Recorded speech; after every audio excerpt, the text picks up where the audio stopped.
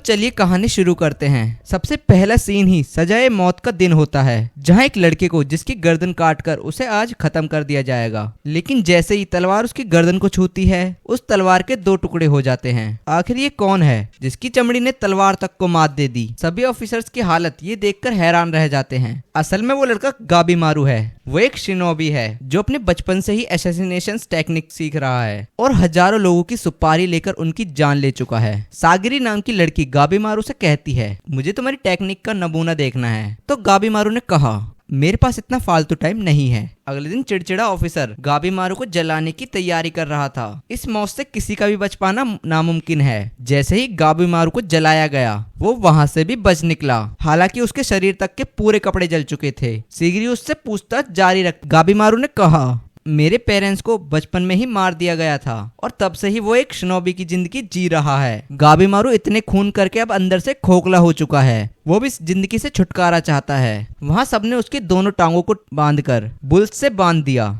ताकि वो खींचकर उसे बीच से चीर डाले। लेकिन हल्का जोर लगाते ही गाबीमारू ने उन दोनों बुल्स को पछाड़ दिया। सागिरी उसके पास आकर कहती है, तुमने अपने गांव को क्यों छोड़ा? गाबीमारू ने बताया कि गांव के चीफ ने मुझसे इम्प्रेस होकर अपनी बेटी का हाथ मुझे दिया था, लेकिन वो लड़की एक सरदर्द थी। वो हमेशा गाबीमारू को शिष्टाचार लगाने में लगी रही। इसी बीच एक दिन उसे एक मास्टर ने गाबीमारू को फंसा दिया। सागिरी का साथी उससे पूछता है, क्या तुम्हें सच में लगता है कि इस जैसे बेवकूफ के साथ कोई लड़की रह सकती है? क्यों तुम नहीं जानती कि उसने अरेस्ट होने से पहले भी 20 ऑफिसर्स को मार डाला था? सबको लगता है कि गाबीमारू ने एक्सीलियर पिया है, जिसे पीकर लोग अमर होते हैं। सागिरी कहती है, अगर वो एक खोखला लड़का है तो भला उसे किसी की जान लेने की क्या पड़ी होगी? आज गाबीमारू ने सोच लिया था कि कल तो सच में मैं अपनी जान दे दूंगा। लेकिन जब वो खोलते हुए तेल से सही सलामत बाहर आ जाता है तो सबकी बोलती बंद हो जाती है। इस बार उसके लिए ऑफिसर ने कुछ नया सोचा है। जब शाम को गाबीमारू को एक रूम में ले जाया गया तो सागिरी उसके सामने एक वॉरियर के रूप में थी। सागिरी यामाडा आसमोन एरा की शातिर तलवारबाज है।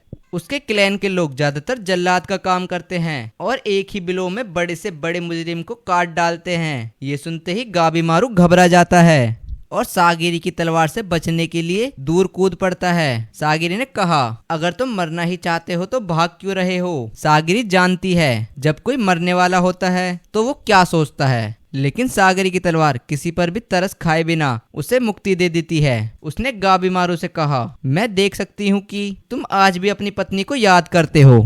तभी वो एक तलवार लाकर सागिरी की ओर बढ़ता है और चिल्लाते हुए कहता है, मुझे किसी से भी कोई अटैचमेंट नहीं है। जब एक दिन गाबीमारू खुद को कोस रहा था तब उसकी पत्नी ने ही उसे हौसला दिया और कहा, तुम्हें इस तरह हार मानते मैं नहीं देख सकती। इवाकागुरे में कमजोर लोगों की कोई जरूरत नहीं है। यूई के पिता ने भी उसे मजबूत बनाने के लिए उसके चेहरे को गर्म लोहे से जला दिया था। गाबीमारू को बर्दाश्त नहीं कि कोई उसे इंसान कहकर बुलाए। जिसके बाद सागिरी उसे डिसमेंटल लेटर दिखाती है। लेकिन इसकी एक कंडीशन है, जिसके लिए गाबीमारू को अंडरग्राउंड जाना होगा। नदी के पास सिंस्कायो नाम का द्वीप है। उस जगह को लोग पैराडाइज भी कहते हैं। जब वहां कुछ लोगों को भेजा गया था तब उन्होंने उस सुंदर जगह को एक्सप्लोर करते हुए एक्सीलियर की खोज करी। लेकिन कुछ दिनों बाद जब उनकी बोट वापस लौट कर आई तो उनकी बोट में फूलों से ढकी उनकी लाश ही वापस आई और तब से फैसला लिया गया कि अब से उस द्वीप पर सिर्फ उन कैदियों को भेजा जाएगा जो एक्सीलियर लाने में कामयाब होगा। उसकी जान बख्श दी जाएगी। सागिरी कहती है, अगर तुमने ये काम कर दिखाया तो तुम अपनी पत्नी यूई से मिल सकते हो। वो तब से तुम्हारी राह देख रही है जब से तुम यहाँ आए हो। बेशक तुम्हें अपनी जान की कोई परवाह ना हो। उसकी बातों ने गाबीमारू को दिल पिघला दिया।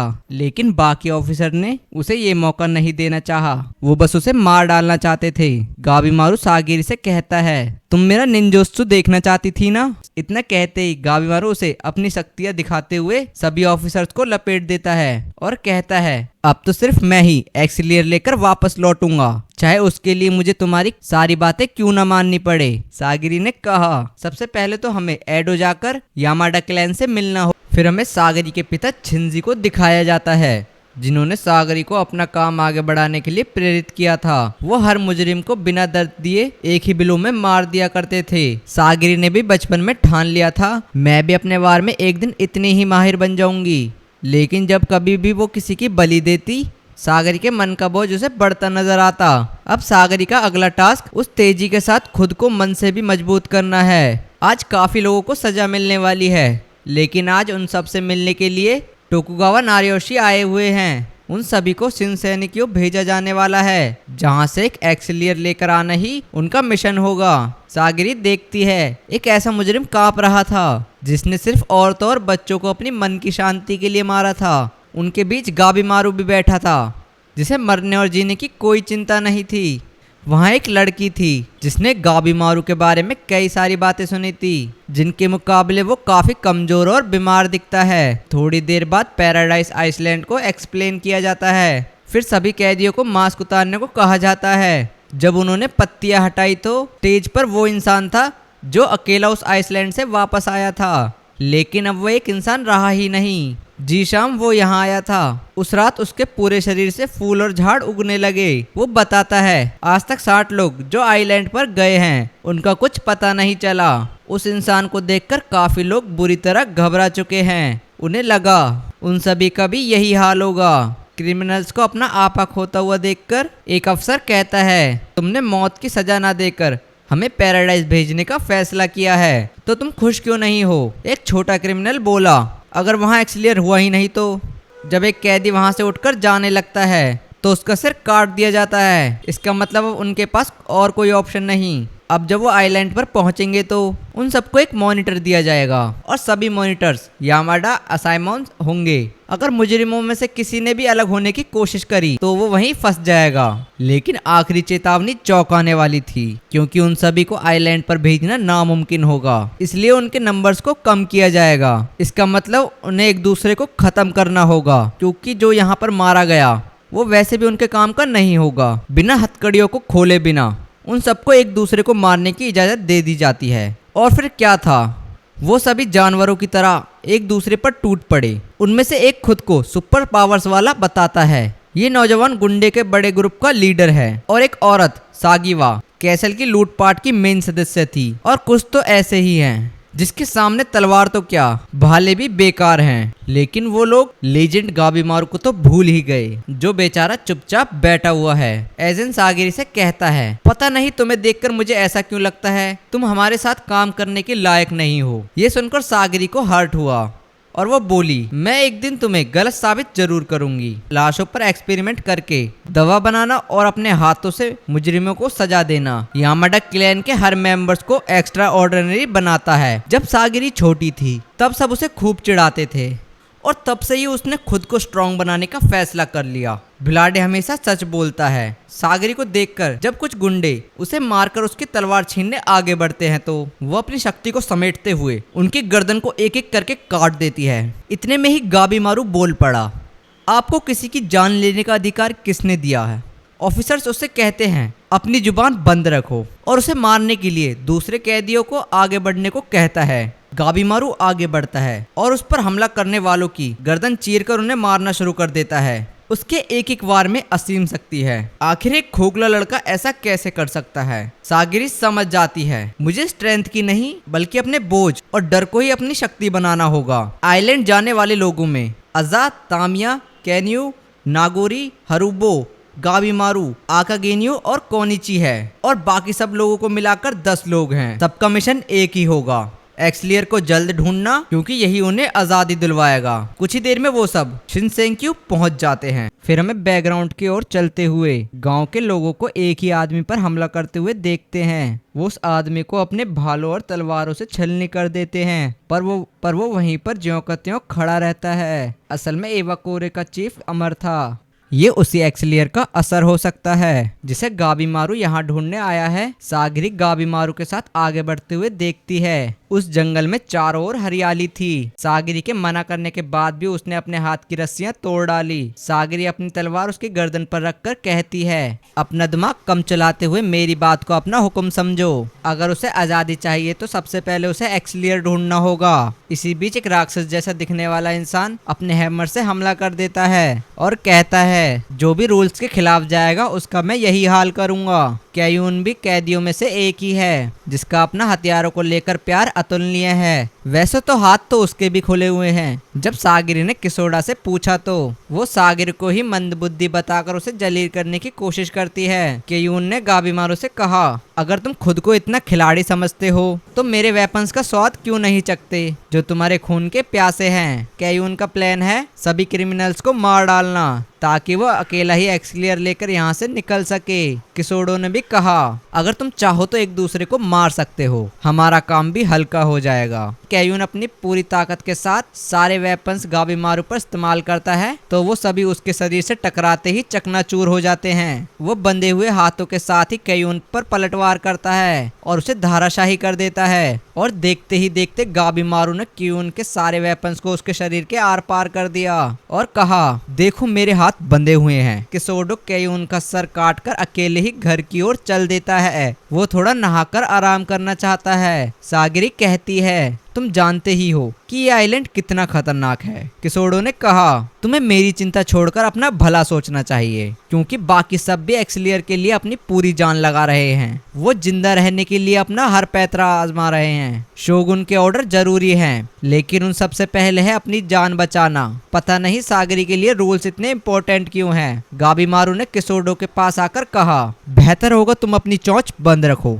और हमें अपना काम करने दो। जिसके बाद हम एजेंट को देखते हैं जो एक विशालकाय और आदमखोर कैदी के हाथों मारा जाता है। किसोड़ो का अंदाजा सही था, शायद आज शाम तक एक ही कैदी जिंदा बचेगा। वो सागिरी को इस इवागाकुरे के राक्षस से दूर ही रहने को कहता है जो ना जाने कब अपना रंग दिखा सकता है। किसोड़ो के जाते ही गाबीमारू सागिरी पर पीछे से वार करता है और कहता है, मैं तो तुम्हें बिना दर्द की मौत देना चाहता था। जब उस चीफ ने गिर लिया था तभी गाबीमारू को सिखा दिया था कि इमोशन तुम्हें कमजोर बनाते हैं। गाबीमारू और सागिरी एक दूसरे से स्वॉर्ड फाइट में लगे हैं। गाबीमारू को लगता है कि सागिरी एक्सलियर ढूंढने में उसके रास्ते का कांटा है। उसे मार डालने के अलावा गाबीमारू के पास और कोई रास्ता नहीं है। सागिरी को मारने से पहले ही गाबीमारू को कुछ रोक रहा था। बीच बीच में उसे यूई की याद आ रही थी जिस लड़की ने गाबीमारू को बदलने का बेड़ा उठाया हुआ है। गाबीमारू एक टॉप लेवल का क्रिमिनल है और अब वो सागिरी की जान लेने को तुला है। अगले ही वार में गाबीमारू ने सागिरी की तलवार तोड़कर उसके होश उड़ा दिए। गाबीमारू बोला,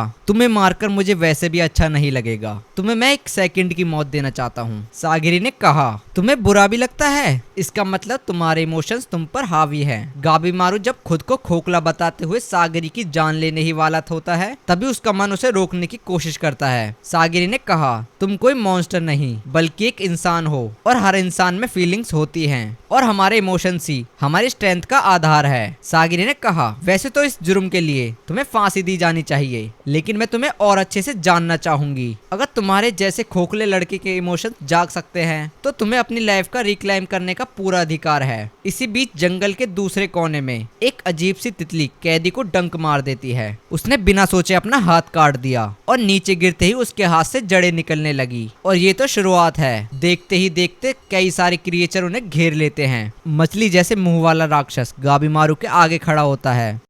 अब इतने सारे अजीब जानवरों के बीच से बचकर निकल पाना लगभग नामुमकिन ही था, इसलिए गाबीमारू कहता है, तुम पीछे हटो, मुझे इससे निपटने दो। ये आइलैंड जितना सुंदर दिखता है उतना ही जानलेवा है। जैसे ही उस मछली ने जानलेवा हमला किया गाबीमारू उसका मुंह चीर देता है। गाबीमारू यहाँ से भाग भी निकल सकता था, लेकिन सागिर को यहाँ छोड़कर जाना ठीक नहीं होगा। इतने में ही वो मछली जैसा मॉन्स्टर गाबीमारू को उठाकर फेंक देता है जिससे वो अब जख्मी होने लगा है। अचानक उनकी नजर बड़े सिर वाले मॉन्स्टर पर पड़ती है जिनकी हंसी काफी डरावनी थी। गाबीमारू कहता है, अब सोचने का टाइम खत्म हो चुका है और सीधे उनमें से एक एक की गर्दन मरोड़कर उन्हें भस्म कर डालता है। जिसके बाद उसने उन सभी को सब्जियों की तरह काटना शुरू कर दिया। जब उस पर मरने का भूत सवार होता है तब गाबीमारू को रोकने के बारे में सोचा भी नहीं जा सकता। सागिरी उस खूनी मंजर को अपनी आंखों से देखती है। जब सागिरी के सामने एक लंबे हाथों वाला क्रीचर आ गया तो गाबीमारू उसे बचा लेता है और सागिरी उसकी गोद में गिर जाती है। इसी बीच 2 आसमान और एक मनचली क्रिमिनल यूजुहिरा वहां आ गए। यूजु कहती है, है। मुझे यकीन नहीं होता कि तुमने अकेले ही इन सबको मात दे दी। कमाल की शक्ति है तुम में। गाबीमारू उनका शुक्रिया करता है और कहता है, वैसे हमें तुम्हारी मदद की जरूरत नहीं है। यूजू उसके करीब आकर उससे चिपकने की कोशिश करती है और कहती है, क्यों ना हम एक साथ काम करें? तुम इतनी सुंदर लड़की को यूं ही अकेला छोड़ दोगे?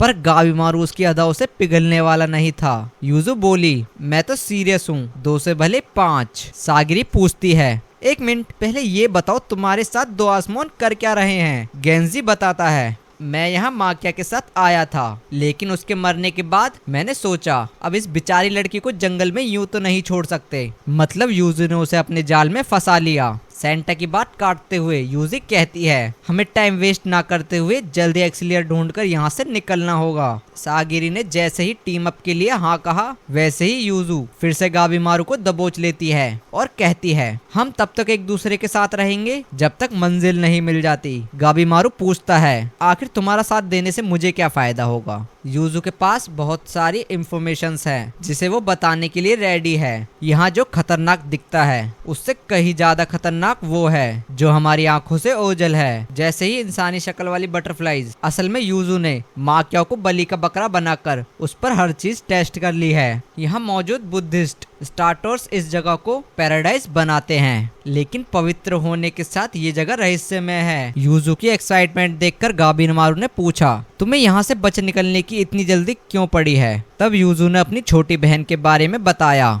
जिसकी बीमारी के इलाज के लिए वो सालों से पैसे जमा कर रही है। और वैसे भी भरी जवानी में कौन मरना चाहेगा? जब गाबीमारू ने माकिया के बारे में पूछा तो यूजू बोली, तुम्हें पहले अपनी जान की फिक्र करनी चाहिए। इसी बीच सागरी का मन गिल्ट से भरा जा रहा था। उसने यहाँ आकर किया ही क्या है और कैसे हो सकती हूँ? इसी बीच हमें इस आइलैंड पर मौजूद 2 भाई बहन की कहानी दिखाई जाती है। तामो जो कि एक आसमान है, वो सिर्फ अपने भाई को बचाने के लिए आसमान बनकर आइलैंड पर आई है। अजा और तोमा ने बचपन में ही अपनी मॉम को खो दिया था और उसके पिता को घूसखोरी में फंसाकर मौत की सजा सुना दी गई, जिसके बाद दोनों भाई बहन लुटेरे के साथ आ गए। अजा ने उन्हें सब समझाया और वहाँ से उनका समुराई से लुटेरे बनने का सफर शुरू हुआ। जब अभी बदलाव की बात आई है, अजा ने कभी पीछे मुड़कर नहीं देखा। आज जब उनके सामने नया चैलेंज है तो वो बिल्कुल हार नहीं मानने वाला। अजा तोमे को बचाने के लिए बड़े हथियार का जुगाड़ कर लेता है, लेकिन कुछ ही देर में वो खुद को मॉन्स्टर के बीच फंसा हुआ महसूस करता है। शायद अजा को ऐसे ही किसी मौके की तलाश थी। उसने बिना रुके सभी का खून बहाना शुरू कर दिया।